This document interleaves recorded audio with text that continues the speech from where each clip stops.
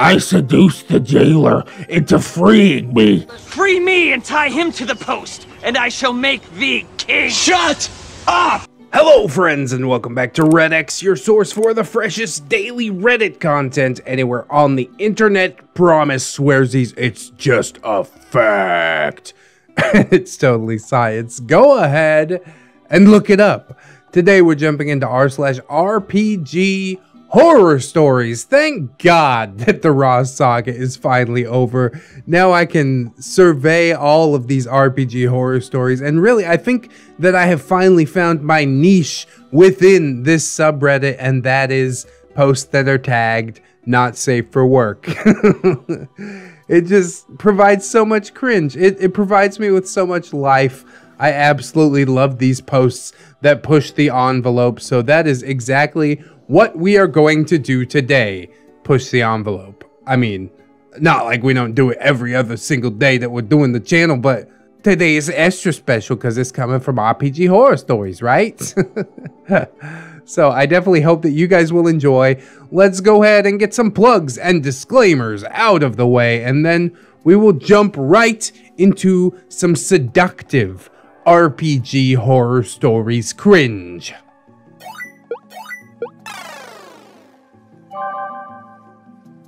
One shot goes from epic dungeon quest to the human bard trying to sleep with an abyssal chicken. Ah, why is it always the bard? Just sleep with everything that moves. It's what my character would do. Ugh. So that guy. Yeah, you read that title correctly. Anyways, I'm my group's forever DM, and we were taking a break because of a problem player who caused an issue. So I started looking for a one-shot to play in. I found a nice 5th edition group through my friend and rolled up a character. Unfortunately, she's not important to this story. This story is all about Canathar the Bard. Canathar the Bard is essentially an anime character. Obnoxious monologues and buff, oily, shiny muscles. For his portrait, the player sent a picture of Jotaro. Deep in this dungeon, we ran into this abo elf and some abyssal chickens. We all roll initiative and Canathar goes first. He proudly shouts, "I want to seduce the chicken." DM, what? Canathar, "I want to make love to the chicken." DM, you're a whole different species? Canathar, I'll polymorph, then sleep with it next round. DM, okay. No, not okay. This creature's in the middle of combat. This creature has no interest in being seduced right now. And similar to me, the entire table goes, WTF. DM, it's a creative solution. I mean, I can't say no to that. Oh, but you can. The rest of the party attacks, and Canathar's turn starts up again. He goes to try and seduce the chicken. DM lets him use his character's charisma as opposed to the chicken's. Some number well over 20 is rolled, and he, of course, succeeds. The dungeon master begins to describe the situation, but Canathar blurts out, "Once I'm in, I'm going to switch back to human form." Okay. Dungeon master finishes describing his act and talks about how the chicken is split in half after Canathar's transformation because of his super penis. Me and the party decided we didn't want to play anymore. TLDR, Forever DM joins a one-shot and leaves after the bard bangs a chicken and kills it with his massive anime dong. Well, it seems to me both Canathar and the DM have a little bit more research to do on how chickens reproduce, okay? It's called a cloaca. So essentially, you would just be rubbing your dong against this chicken. There's no penetration involved whatsoever with chickens. And even if there was, it's an abyssal chicken. Like, you can make up rules to make it so this sort of thing would be either unable to happen or an extremely bad idea to make happen. Does anybody want to see cloaca dentata? That would be horrible. Also, I don't think that a chicken would be split in half like that. Like, wouldn't your wang experience much more damage than the chicken's bones? Like, there's no bones in a wang, right? I don't know why I'm trying to have this discussion. This is not Fatal, okay? We're playing D&D 5th edition. You want to do this stuff? Go to Fatal. But this is the path that I've chosen to tread, so I think we'll be seeing more things similar to this a bit later in the episode. But for now, let us see what other filth can be brought upon us. An unexpected situation, or how to alienate friends and disgust others. Alright, TLDR right at the front.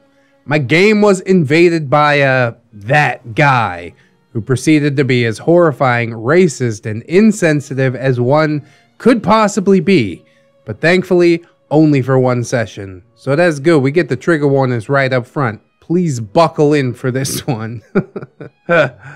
I tend to be fairly long-winded when I tell stories, so fair warning to those with little time or interest. For those along for the ride, just know that I appreciate you being with us. Aw, samesies OP. Thank you for sharing your horrible, scarring experience with us. This story occurred around 6 years ago. I had some very light experiences with tabletop RPGs, mostly 3.5 edition, previous to that time, but nothing that lasted any longer than 1 or 2 sessions, and certainly never as a DM. That changed when Critical Role entered my life.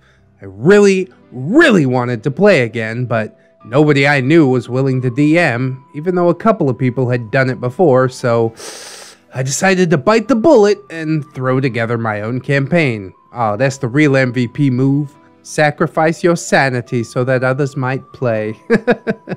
At the time, I was working in a chain pizzeria, and I managed to convince a couple of my coworkers and my then girlfriend to be my players for one night a week. We didn't have the space to play in my house, as it was very small, so we decided to play in the restaurant. My group consisted of my then girlfriend S for Sorcerer, coworker B for Barbarian, coworker R for Ranger, and coworker 2's friend, who is that guy. He played a rogue, but I mean, who gives a shit, really? They always play rogues. That guy is always a rogue or a bard. DEX classes. If we got rid of all the DEX classes, our problem might go away.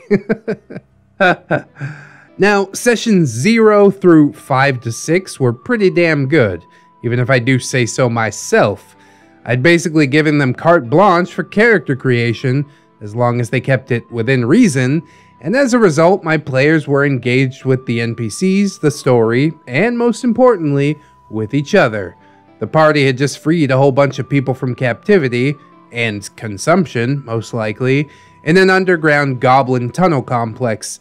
They made it back to town and had been handsomely rewarded for their efforts. Outside of game, the ranger had brought up the possibility of his friend maybe joining. Now, I had never met this person, but Ranger vouched for him, and I thought that was sufficient. Since we only had the 4 of us, including myself, I figured it couldn't hurt. I trusted Ranger to give that guy the rundown of how I ran my game, what to expect, and how character creation should work. This, I think, was my biggest mistake. Session 6 or 7 rolls around, I honestly don't remember which it was, and Ranger's friend shows up. He seems nice enough, and he has a character all done up. It's a pretty stock rogue assassin, but he's being cagey about certain things, especially their physical description and backstory. Okay, no worries, he must just want to do that in game. This, dear reader, is known as a red flag. Inside the game, the party had split into 2 groups to get their shopping done. Sorcerer and Barbarian are in the general store perusing the shelves, looking to outfit themselves for their next assignment. This, another mistake I think, is where I give that guy his chance to integrate into the party. His character is nightmarish. He waits in the corner, watching the party but not hiding. He's 6'7", with skin of the darkest ebony and a metal Hannibal Lecter type face mask that obscures the lack of skin, including eyelids, underneath. What the hell? Oh, a sweatshirt of his own mother's hair, whom he sexually assaulted and devoured, covers his chest, and he wears nothing else. This is the guy who you're gonna let into your party? Hello, I'm wearing this sweater of my own mother's hair. Oh, well, that's kind of sweet. Oh, no, you don't understand. I assaulted and devoured her. What a little scamp. Let's let him tag along. No. No, no, no. His lack of trousers allows him to describe his character as a eunuch, having surgically removed his own genitalia. God, that's horrible. This thing stands in a corner, breathing heavily and just staring at the party members. In particular, at the sorcerer, who is now, like the rest of us, visibly shocked, both in and outside of game. And I was shocked as well. So shocked that I failed to put the brakes on then and there. Another big mistake. Come on, OP. You're supposed to be driving the train. Be like, no, that's not going to work for me. Roll another character. Get this crap out of here. So, Sorcerer and Barbarian decide, like any normal person would, to avoid eye contact with that creature in the corner and quickly make their way out of the store, hightailing it to the party's camp just outside of town. That guy follows them at a distance, attempting to stalk them. He rolls high and succeeds in following them without being noticed. That is, until he's spotted just outside of their camp, hiding in some undergrowth. At this point, I'm hoping that maybe this is some kind of joke, and that his real character is suddenly going to jump out of nowhere and assassinate this abomination. Sorcerer yells into the darkness of the forest, challenging that guy to show himself, and that guy says nothing. She warns him that if he doesn't come out, she's going to burn down the vegetation, and him with it. Again, no response. She proceeds to second-level burning hands everything that she can see, dumping a sorcery point for empowered, severely burning that guy in the process. That guy pulls out his dagger and charges them, bursting out of the bushes, hair sweater ablaze, screaming at the top of his lungs. Ranger had been holding his action and looses an arrow, critting that guy as soon as he breaks cover, dropping him down to 1 hit point. That guy drops to his knees, bleeding and burning. Sorcerer stands over him, pulling out her own dagger and holding it to his throat. "Give me one good reason why I shouldn't kill you," she said, holding him up by the sweater. Oh boy, that's choice words. No, master, please, he screamed. Don't kill this here nice guy. I mean, he's a good house nice guy. I mean, he's a good boy. Oh my god. We're all speechless, mouths agape. Keep in mind that this guy just yelled this into an open for business restaurant dining room. God. A restaurant that most of us at the table worked in. People were there at their own tables eating dinner. Well, realizing what had just happened, we all begin to gather our things. Sorceress throws out that she kills that guy's character. I quickly agree that this indeed happens.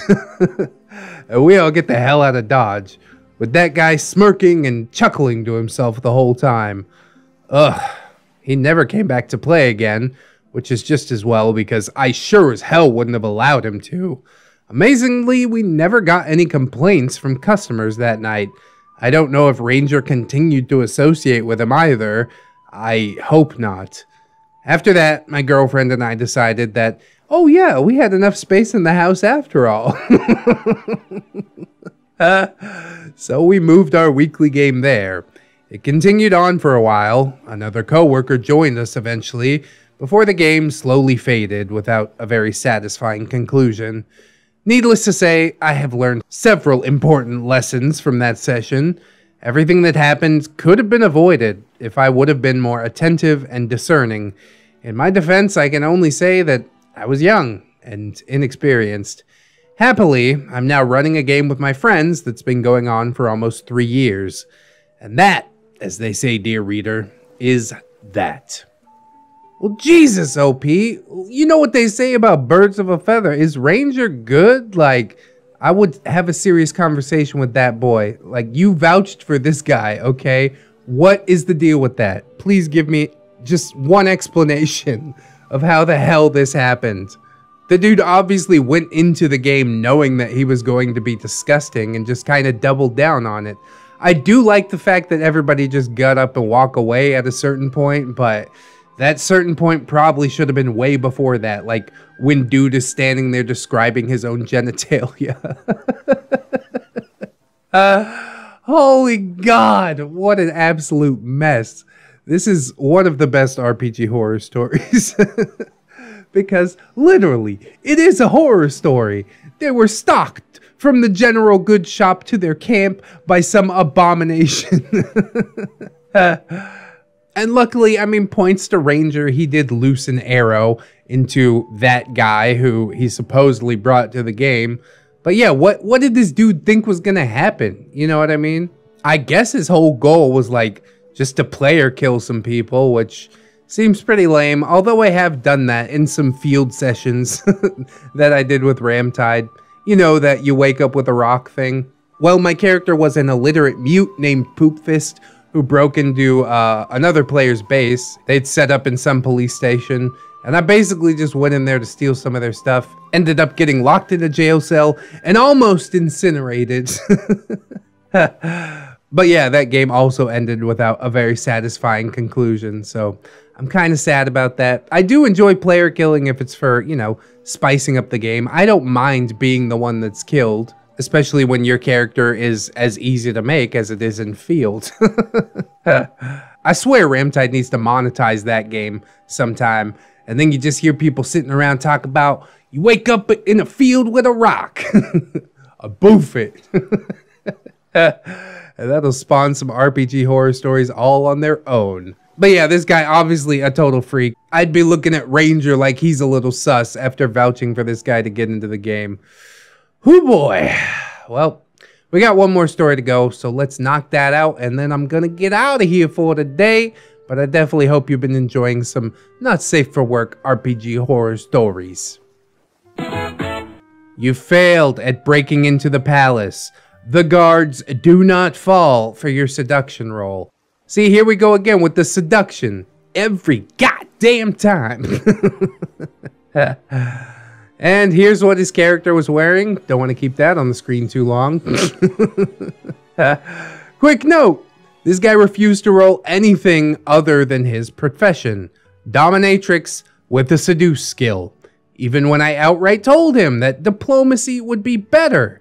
I trimmed a lot of the 3-hour session down, but he was warned and cautioned multiple times, and he would not be swayed from this path, even after his character got arrested.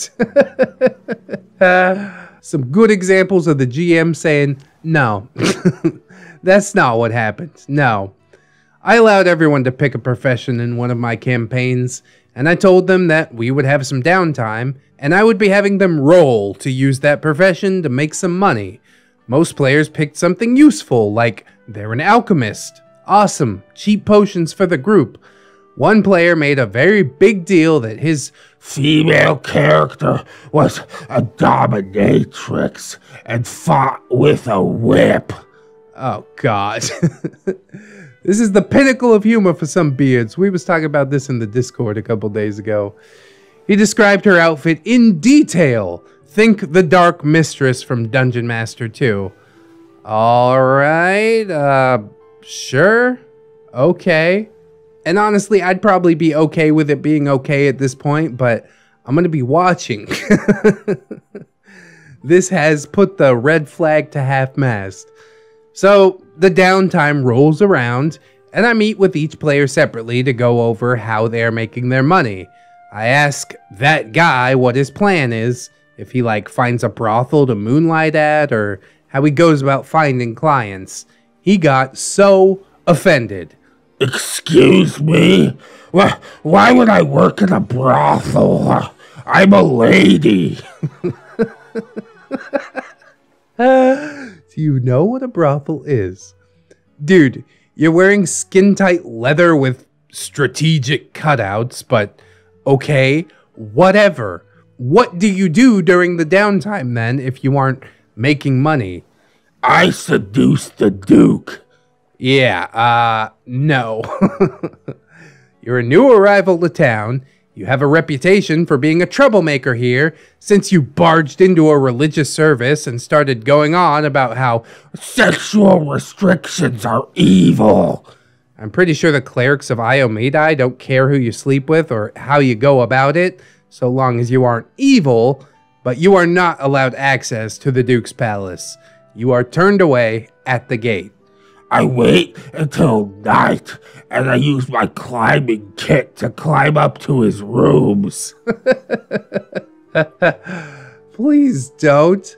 This isn't going to end well at all. This is going to be a disaster, but yeah, okay.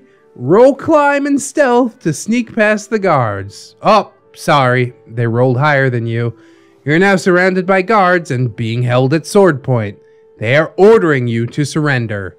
I seduced them. Seduce them all. Gotta seduce them all. You don't. I'm sorry, but there's no roll high enough to do more than have them escort you from the city. You broke into the palace after being turned away. You've harassed clerics and run around half-dressed in a fairly conservative city. Your best bet here is to just let him put you on a wagon out of town and take the fact that you are now banned from the city. And I would recommend rolling something other than your profession, seduce. Diplomacy would be better suited and wouldn't have a negative modifier due to their attitudes towards you. I roll to seduce them. Okay, you fail. You rolled a 5. Since you're ignoring them, a guard tries to grapple you. The guard succeeds in his grapple check and you're dragged off to prison. An official letter is sent to your party members stating that you will be released when they leave town tomorrow. I seduced the jailer into freeing me and taking me to the Duke. Well, that's a one-trick pony if I ever see one. Okay, dude, this isn't happening. I told you when you made the character that your reputation would affect who you were able to get as a client. I also told you that we would not be role-playing sex of any sort. It would just be a few dice rolls to see how it went and how much they paid you. You have a massively horrible reputation in this and now surrounding cities. The jailer is not going to come and see you because you're not worth his time, and the guards don't have the keys to the cell. I'm sorry this has gone so sideways, but listen, why don't we retcon this session and try again tomorrow? You can think of a different strategy, and you would find lots of work at a brothel or even a tavern. I am a lady. I don't work at brothels or taverns. I'm better than that. I demand to see the jailer so I can seduce him. Yeah, well, we're done for the day. This isn't going anywhere. Again, I'm sorry this went so sideways, and my offer to retcon everything and try again tomorrow still stands. That's the last day I have time to do something with you until our game night, so just let me know in the morning. And I disconnected from the chat. I wish I could say I was sad when he decided to leave our game over this, but I wasn't. Sounds to me like he needed to roll some seduction IRL, am I right? Maybe then all his roles would have succeeded. All his dreams could have come true. I really do wish that this post included the description of that 5 seduction roll. Absolute abysmal failure. I won't say that there's no way that you could play a dominatrix well. I'm sure it's been done well, but the vast majority of times that I've seen it, it's just been a complete dumpster fire. And this is no exception, and Lord knows that I love a good dumpster fire. I definitely hope that you guys love dumpster fires as well. So I'm gonna go ahead and roll now. Oh, look that, it's a 20. I didn't fudge my roll or anything. So nat 20 to seduce everybody that's watching this video to like, comment, and or subscribe if you haven't already. Maybe share the video around if you're looking to spread that RPG horror stories cringe. I'm pretty sure all 3 of these stories included some massive basement dwelling neckbeards. So it doesn't stray too far from my original content, which I like. I definitely hope that you'll check out the links in the description as well. Yes, indeed. Character animations done by Darkly Studios. There's mine and my wife's channel, Mr. and Mrs. ReddX. My personal subreddit, r/ReddXReads. Teespring if you're trying to rock the merch. And my Amazon affiliate link, which currently goes to my microphone. But if you click on through there, search up anything else that you want to buy, I get kicked back a little percentage, which is nice if you're trying to buy something on Amazon and help out your boy Red at the same time. We also got them social medias if you're looking for me. Facebook, Twitter, Discord. Oh, and my gorgeous, wonderful, beautiful, generous patrons. I'd like to thank them all, but specifically ZeroMMX, Lady Nix, Robert Waits, Pope Squid, Cider Drinker, Tato Ferret, The Last Shinobi, Mark 211, Aaron W, Mitch, John Hero, Candy Sora, Fire Drake, Little Lone Wolf, Miss Monday, Silent Revolver, JM Coon, Leon Embers, TSM Kirby, Redwind, Synaptic Boomstick, Jerry, Staples, Yeet, Cake Jerry, that's a different Jerry, my boy Nat One Nick, Tamago, Jelly Donut, Liverson, James Cook, Papa Jesus, Aaron Lennox, Sharada Dash, and Zuka Cervantes. Thank you guys so much for helping to support the channel. I'm not sure how this one will go, honestly. It does push the envelope, but that's what we like around here. I don't have to fear demonetization as much because my patrons are here. So if you would like to join these gorgeous people in helping to support the channel, that is absolutely massive. I thank you very much in advance. But if you can't right now, don't sweat it too hard, friends. Because really the views is how my beard stays so buttered. Ooh, whoa. In order to join us again, you'll need to keep yourself safe out there. Wash your hands, but also take some time out and do something that you personally enjoy today. Maybe watching some more ReddX videos. Oh, that's a great idea. Always remember, friends, that you are loved, you are worthy, and you definitely deserve it. I will see you in the next one. And until then, bye-bye.